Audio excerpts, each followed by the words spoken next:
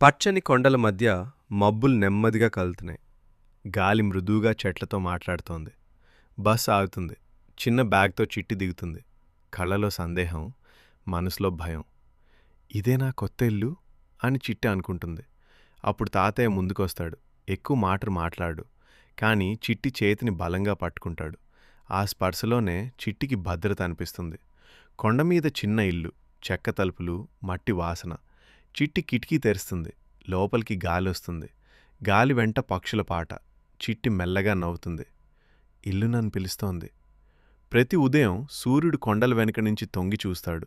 చిట్టి మేకలతో కలిసి కొండల మీద నడుస్తుంది. మేకల గంటలు టిన్ టిన్. పూలతో మాట్లాడుతుంది. చెట్లకు పేర్లు పెడుతుంది.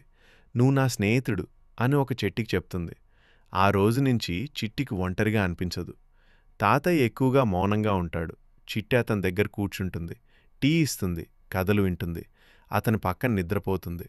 ఒకరోజు చిట్టి అంటుంది, మీరు నవ్వితే కొండలింకా అందంగా ఉంటాయి. తాతయ్య మెల్లగా నవ్వుతాడు. చాలా రోజుల తర్వాత ఒకరోజు మబ్బులెక్కువ. వర్షం మొదలవుతుంది. చిట్టి కిటికీ దగ్గర కూర్చుంటుంది. నగరం గుర్తొస్తుంది. అమ్మ గుర్తొస్తుంది. నేనిక్కడే ఉండగలనా అని చిట్టి కళ్ళలో నీళ్లు. అంతలో చిట్ చిట్ అనే చిన్న శబ్దం. చిట్టి బయట చూస్తుంది. ఒక చిన్న గోరింక పిట్ట వాన్లో తడుస్తూ వణుకుతూ ఉంది. చిట్టి వెంటనే పరిగెత్తుతుంది. తన చిన్న షాల్ తీసి పిట్టమీద మెల్లగా కప్పుతుంది.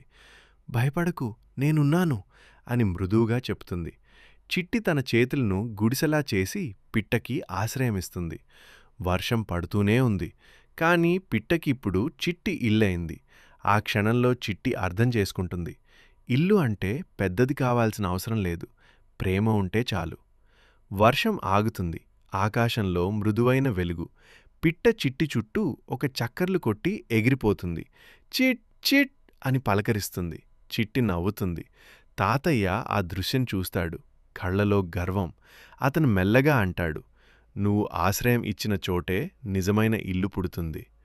కొండల మీద ఇంద్రధనుస్సు కనిపిస్తుంది. చిట్టి తాతయ్య చేతిని పట్టుకుని అంటుంది, ఇదే నా ఇల్లు. గాలి నవ్వుతుంది.